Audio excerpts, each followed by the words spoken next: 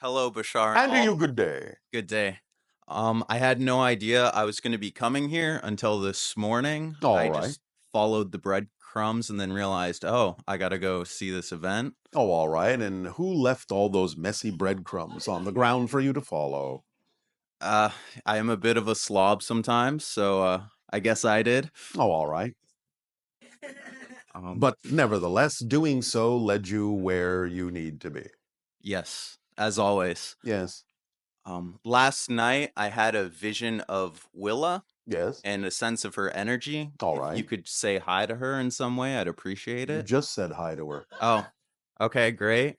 And I also had a knowing that I was going to be coming up today, a very strong sense. It didn't seem filled with any negative ego. I'm not sure if I've sensed that before. All right. Well, now you can practice knowing what that feels like so that you can allow yourself to know when you know, as opposed to when you wonder about something. It's a Thank you. different frequency. So now you can get used to that by using that sensation as a marker for when you're in the proper state to know what you need to know. Great, thank you. Yes. Well, I didn't do it. You did. Thanks for reminding me. Yes, I understand. Yeah. Let's see. You've mentioned before that questions hold the answers. Yes, of course, because if you didn't have the answer somewhere within you, you wouldn't conceive of the question. So it's an issue of taking that bent over little question mark and straightening it out into an exclamation point.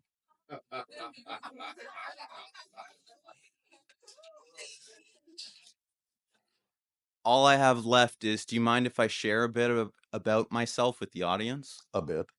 A bit, sure. Um, I can help assist with locating, acknowledging, and releasing negative beliefs. I'm also looking for a place to stay in the next few days. I'm a I am, and I'm an artist, musician, composer, and I have some experience with improv acting. And I feel like there's something else, but it's not coming to me right now.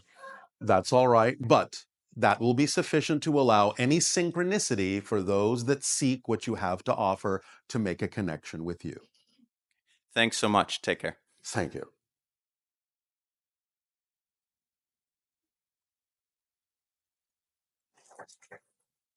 Good day, Bashar. And to you, good day. I have uh, like a threefold question, Oh, all right. Let's unpack it. and the first one is the connection between like spirit and mind. Yes, you want to know about that. Yeah, Shall we address that before you continue to the others? we can address that one first. Yeah. All right. Spirit is your natural state, a non physical expression of your existence as a consciousness, or what might be called soul at first.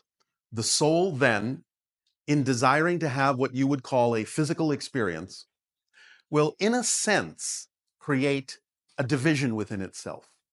And in that division, there is the non physical higher mind that remains in spirit to act as a guide for the physical mind that is then created in order to have the physical experience. When the physical mind, which is composed of belief systems that reinforce the validity of physical reality as being real through the idea, the reinforcement through emotions and the idea of thoughts and behaviors and experiences that reinforce the belief system, that is the structure of the physical mind. And as the physical mind has its physical experience, it sort of takes the unfired clay of the soul and starts turning it into the ceramic of the spirit that is specifically representative of that particular personality's experience in physical reality, which is then used by the soul to expand. So, soul, higher mind, physical mind, spirit through the experience, back to the soul. Does that make sense? Well, yes, yeah, you're getting there. All right. So, for instance, Yes. I consider myself always in high spirits, Well, all right. always in high spirits, Yes. but not always in correct mind. So I'm trying to All right. Yes. sync those two. Yes. So the High idea. spirits Yes. I and understand. correct mind. I understand. So the idea of the mind not being aligned with the high spirits is due to belief systems that construct the physical mind, and whether or not those belief systems are out of alignment with who you truly are as a spirit or in alignment with who you truly are as a spirit. So the idea is to examine what belief systems you might be holding on to, maybe even unconsciously, that are out of alignment with who you truly are vibrationally. That's the process by which you bring the mind, the physical mind, into alignment with the spirit. Does that make sense? Yes, yes. So fear-based belief systems, negative-based belief systems will always push you out of alignment with your true vibrational spirit. Positive belief systems will bring you back into alignment with the vibration of your spirit. It's as simple as that. So finding out what those belief systems are that are making you out of alignment and letting them go will bring you back into alignment with your high spirits as a mind. Now, the heart receives the vibration communication directly from the higher mind and then bounces that communication into the physical mind, but it has to go through the filter of the belief system. So the heart reminds you, in a sense, as a physical reminder of who you really are, and thus gives you an opportunity to examine what belief systems the physical mind may be holding on to in its construction that isn't allowing it to receive that communication as clearly as it could. Yes? Does that make sense? Yes. All right. Does that answer your question? The first question, yeah. Yes, I know. Does that answer the first The question? first, yes. Yeah. All right. And what is your second And the question? second question is how to listen and hear better as a way to sustain a higher synchronicity. Well, again, we have given you all the formula.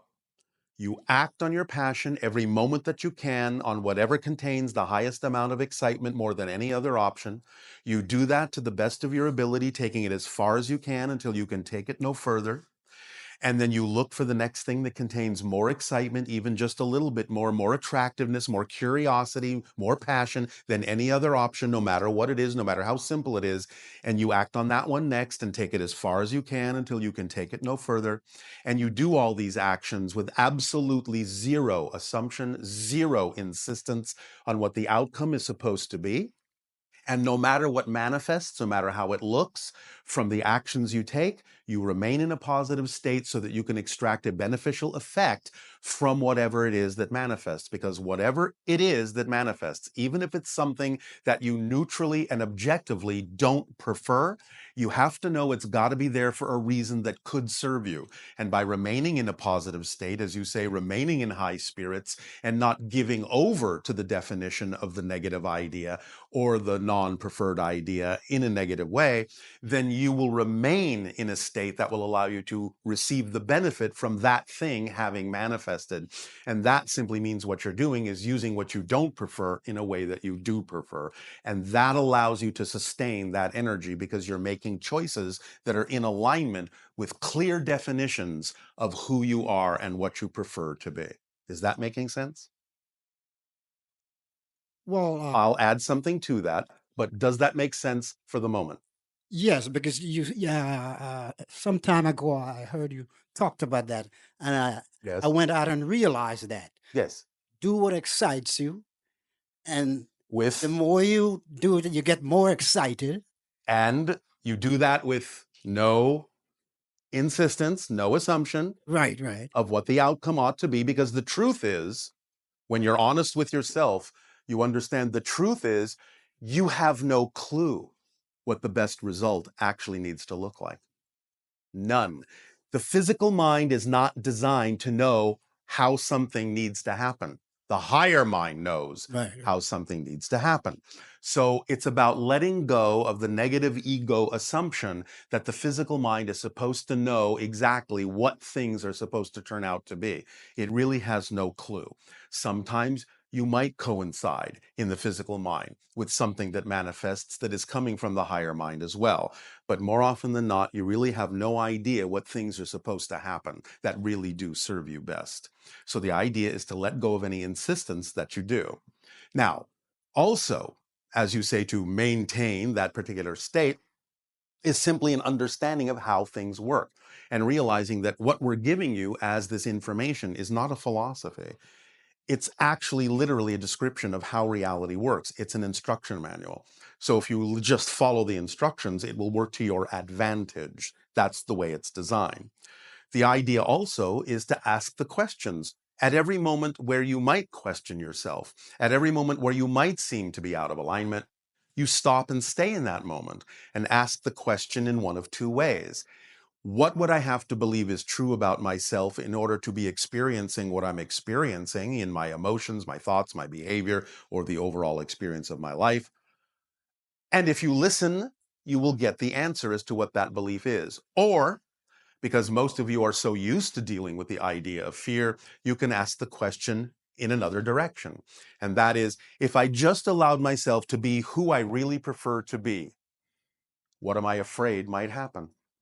That will usually reveal the negative belief system that then you can work with to let go of. And letting go of it is simply an issue of examining it closely enough to understand that it actually makes no sense anymore to hold on to it. And once something makes no sense, it's gone.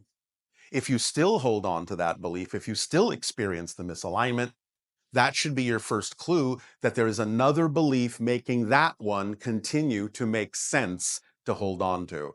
And as soon as you get down to examining the foundational belief, the negative belief that doesn't work for you, and let that one go, all the secondary negative beliefs will collapse along with it. But sometimes a foundational negative belief will hide under secondary negative beliefs and allow you to think that you have let the foundational one go when all you've done is let a secondary one go. Because all beliefs need to perpetuate themselves in order for you to continue to have a physical reality experience, because physical reality isn't real. They have to convince you that it's real. And the only way a belief can convince you that it's real is convince you that what it's telling you is a fact. But negative beliefs will only tell you negative things about yourself. You have to let go of buying into the idea of what it's telling you.